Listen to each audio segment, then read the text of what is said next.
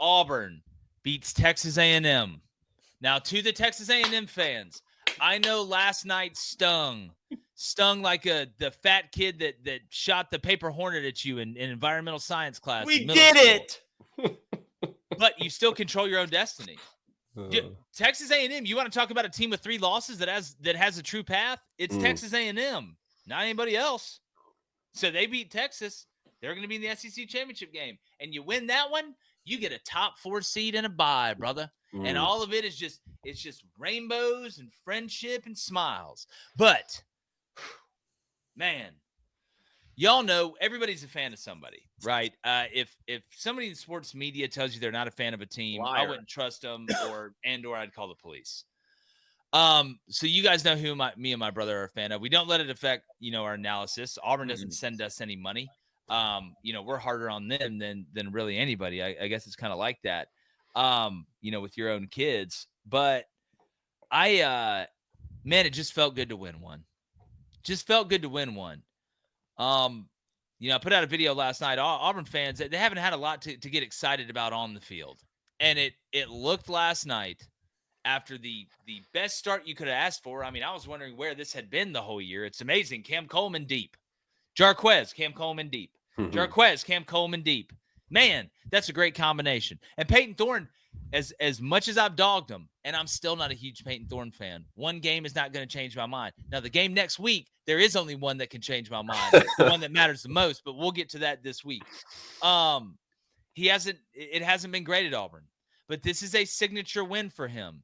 And if this is the thing that can catapult Auburn into the right direction, and you saw Hugh Freeze talking to the recruits last night, right? You feel that momentum. If this is the one that can turn it and Auburn can get back to where we think they belong, it was worth it to me. If that's what's going to happen. Now, that hasn't happened yet. We're going to have to see.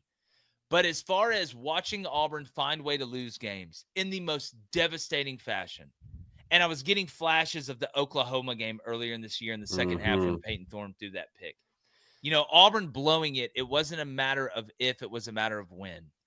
And I think last night, some demons were exercised, because you can sit here and bring in all the guest speakers you want. You can say all the things to the players.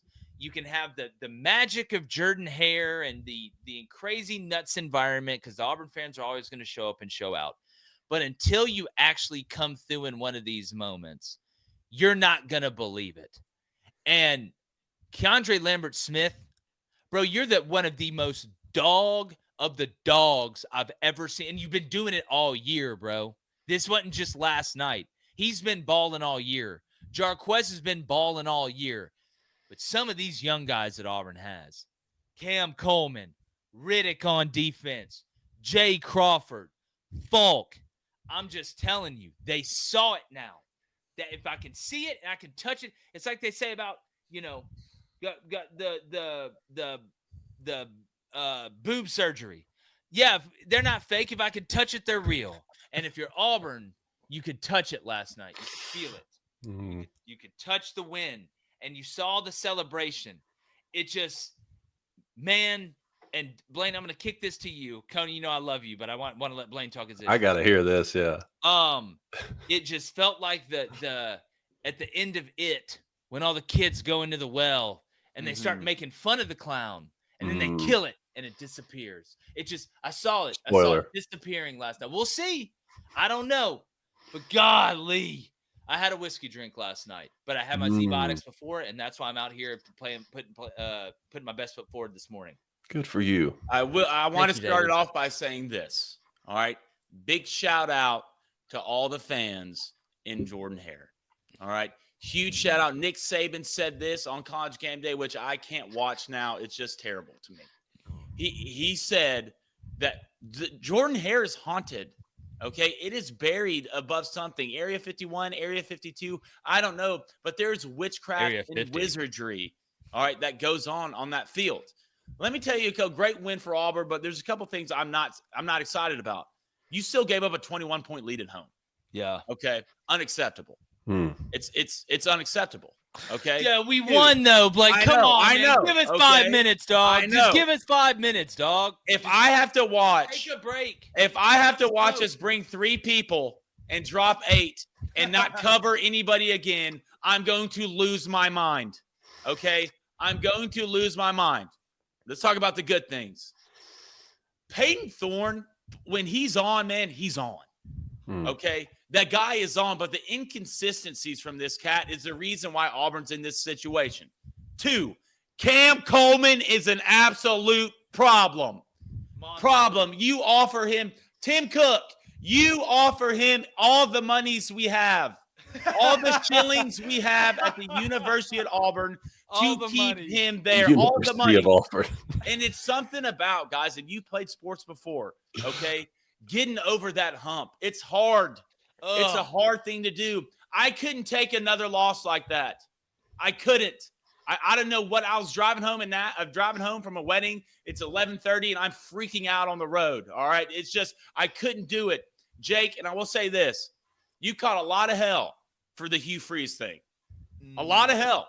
Okay. And what a win. He needed this bad, man. He needed this bad because I know we're only in year whatever, but if he'd have lost this game, that seat would have started turning up extremely hot. But on the A&M side, you can't come out and play like that in the first half. No, you can't. You can't be unprepared like that. Not on defense. Not on defense. Not on defense, man. I still think Texas A&M's a better football team. I do. Agree.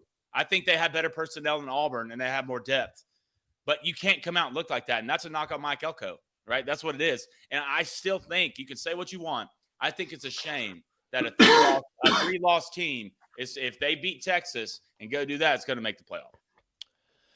Man, well, that speaks to the objective metrics of having to win your conference, which let's give an update on that. But before I do that, Blaine, nice pick on the dog pick on Auburn, though. And congratulations to both you guys on such a great win. But the dog pick made sense for a lot of reasons. We talked about a freshman quarterback going on the road in the SEC. We saw how he played against South Carolina. You're going on the road to the Plains. That's not going to be any easier of an exercise when Jordan Hare really gets rocking. I am surprised to see Texas A&M play the way they did on defense. I like the under in this game. Update. That did not hit, but nice pick on that. The way it goes right now, the way I see it, tell me when I'm wrong. Georgia's already locked into the SEC championship game. Regardless. Tennessee can't jump them, and Georgia will play the winner of Texas and Texas A&M, right? So no matter, despite yesterday's outcome, right? Yes, that's exactly right. Okay. But to me, David, the biggest question is, we know the Texas A&M game is a play-in game, but for the SEC championship and for A&M's life. But is this game a play-in game for Texas to make the playoff? If Texas loses this now with Ole Miss losing and Bama losing, that's why I think Texas is one of the biggest winners of yesterday. Yeah, for sure. Because now 10-2 Texas gets in. I'll go one step further. I'm wondering if Notre Dame could lose to USC and still have a case, because they're going to make one. Because they're going to make one. They're going to make a case. But the Texas point, I was going a different direction. If Texas A&M with 3 losses beats Texas and goes to the SEC championship game and loses to Georgia, because I've been saying I think the loser of the SEC championship game gets in, no matter if they picked up that 3rd loss or not. In this scenario, A&M would pick up a 4th loss, in which case you don't go, man. No, you don't go. To me, I think that's what the committee wants. It helps to make it easier. To make it easier, because if A&M beats Texas, 10-2 Texas is still getting in. Yeah. All right. Now they may not host. I don't know. We'll see how that goes. But if A&M wins this and then goes and loses to Georgia, they're not going to put an 8-4 A&M, and they shouldn't put an 8-4 A&M into the playoff. Obviously, Georgia will get one of those top 4 seeds. Texas will get in. Then it becomes this is perfect case scenario for Tennessee. This is so perfect for Tennessee. It could not have worked out better for Tennessee. And I feel better because I went on Bob Baskerville and Fox Sports Knoxville for the past 6 weeks and told him it was going to be okay if they go 10-2. And up until yesterday, it wasn't looking like it was going to be okay if it worked out a certain way. But thank God it's going to be a lot more fun on Wednesday or Tuesday, whenever we're going there this week. They just got to handle business against Vandy. You got to handle business against Vandy. But if you're a Texas fan, and be honest with me here, because we don't know what the Canadians going to do to the conference championship game loser. But if you go beat A&M, you're 11-1, And even if you lose the conference championship, you're 11-2, and your 2 losses are to the same team, right?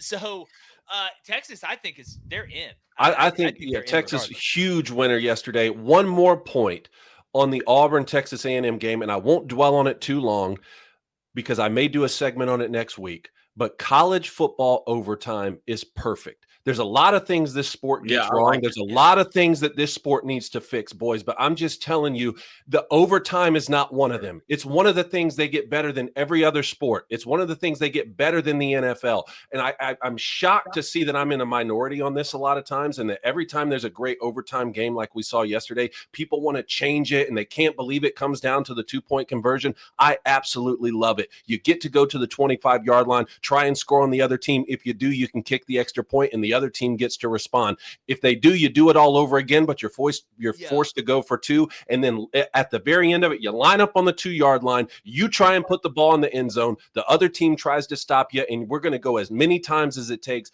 I absolutely love it. I would recommend not tweaking it at all. Well, and I saw, and we're going to talk to Josh Pate this week, and I want to ask him because I think he said he wants to start teams at the 50. He's not. I saw him say that. But see, here's what I don't understand.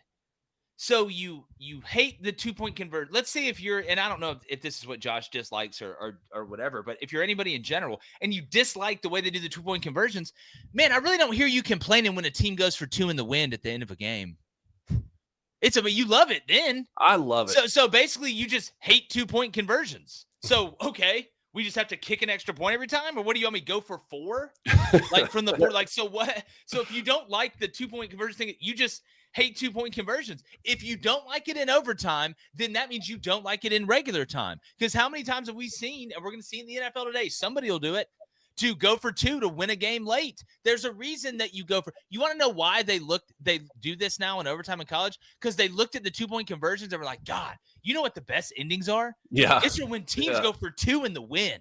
It distills the sport down to its essence at the 2-yard line.